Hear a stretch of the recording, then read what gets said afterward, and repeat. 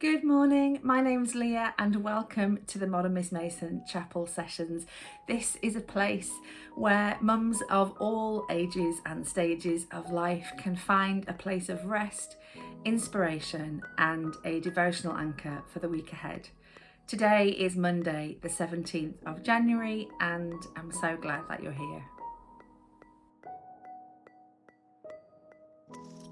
Good morning. I've got my coffee. I hope you have yours.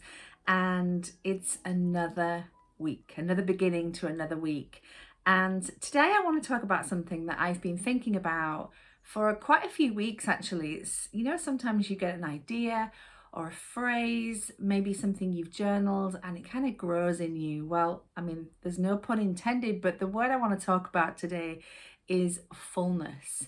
And I thought about this a lot over Christmas. I started to write a poem about fullness a few weeks before Christmas, and I had all these images of what fullness looks like. And it might be, at Christmas, it was like huge bags and boxes of gifts.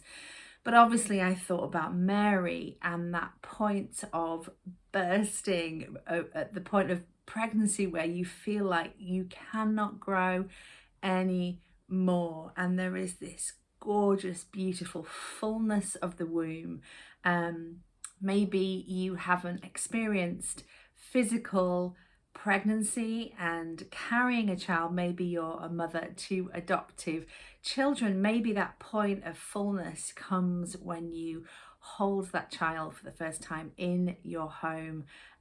Let me know if you are a mother of adoptive children. Let me know when you felt that point of fullness in your heart, like this is everything at this moment.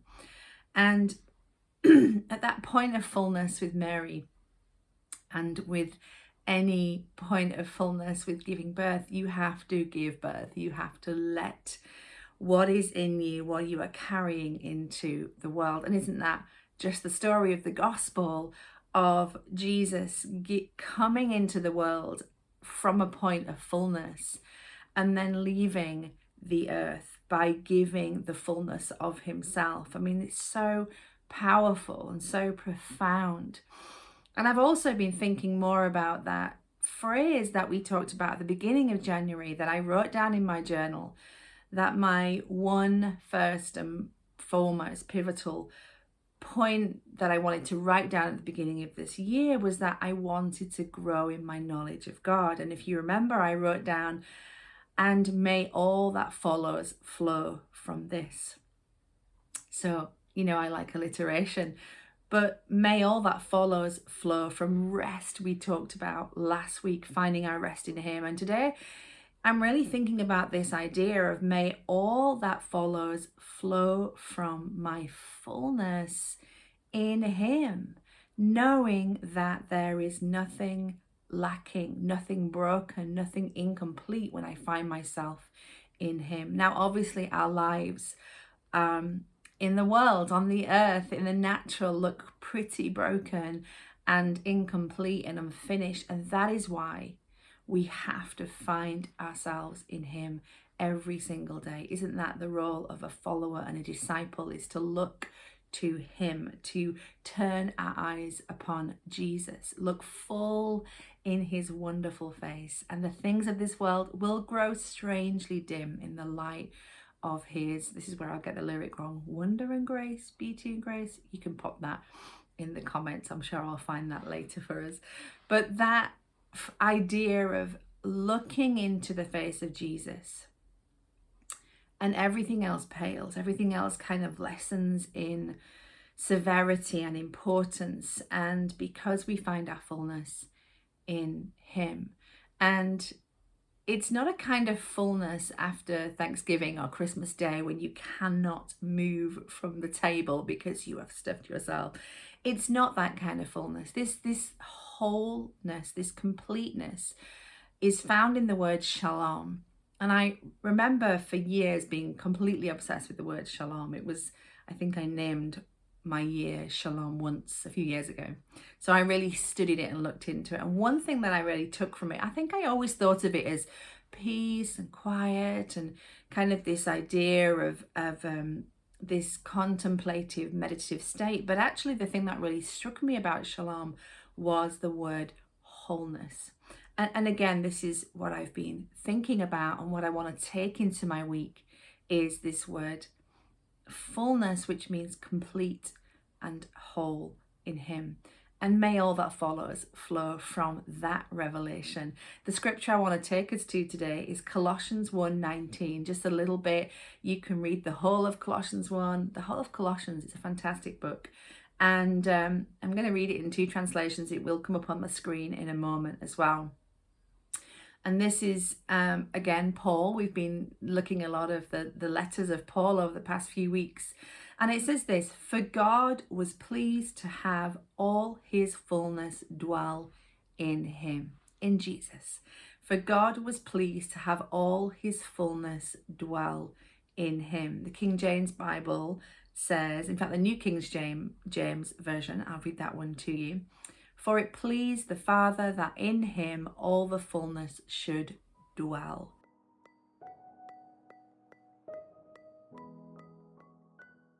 How incredible that the one we follow, the one we look to, the one we turn our eyes to, has the fullness of the Father in Him, and we get to look at His life, read about His life, read His words, follow His direction and instruction and pattern of life, and may all that follows flow from that devotion in Him.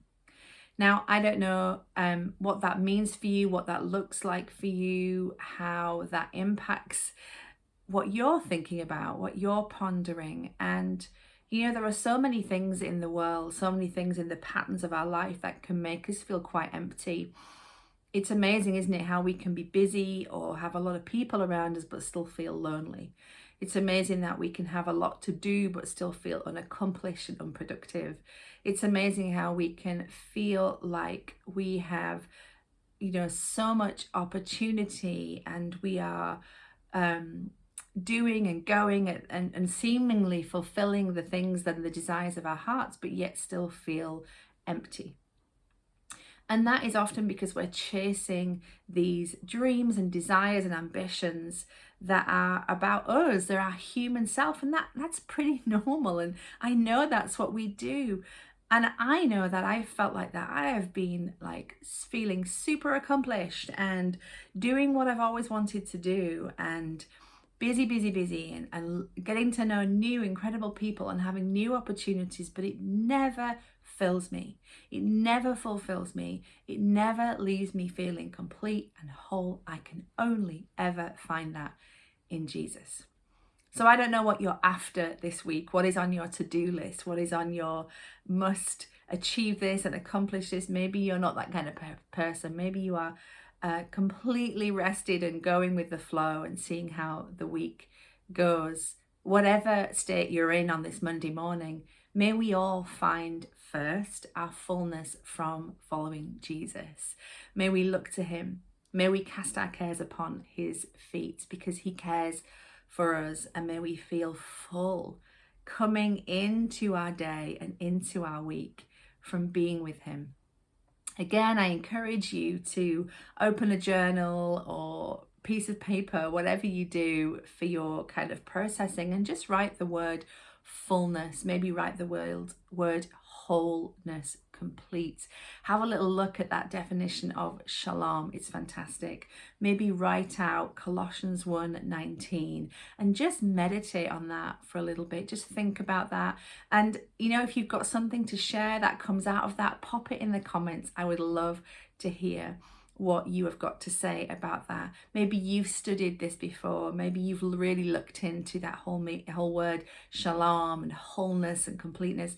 Tell me how that's going for you. Tell me how you found that when you studied that. I'd love to hear from you. I am praying over the community here and everybody who connects with anything to do with Modern Mason. I am praying for you today and this week. I'm praying that you'd know the fullness of God in your mothering, in your home, in your work, as you come and you go, in all that you do and all that you have responsibility for. May you know the fullness of Christ, and may all that follows flow from that. Just know that you're being prayed over this week. I want to encourage you to spend a few moments every day, put on some worship music, write down some of these words and just ponder in a moment, even if it's while you're feeding a baby or you wake up in the early hours, settle a child, and just turn your eyes upon Jesus. Or maybe you've got older children like me and you do get finally to carve out a little bit of intentional time. Well, be blessed in that and in all you do. Thank you so much for joining us for chapel this morning. If you do want to stay in touch and make sure you know when these go live, and also it helps other people find us, just click on that subscribe button and also do a little thumbs up, and you can even click on the little bell which will tell you when these go live. So I'd love you to do that. And I'm loving the chats, the comments. It's great just to get to know all of you who are joining me on a Monday and listening in. Well, this coffee is going cold. I'm sure yours is too, although you're probably sipping it while you've been watching me. Much love to you. Have an amazing Monday. Have a really blessed week, and I'll see you again over here next Monday.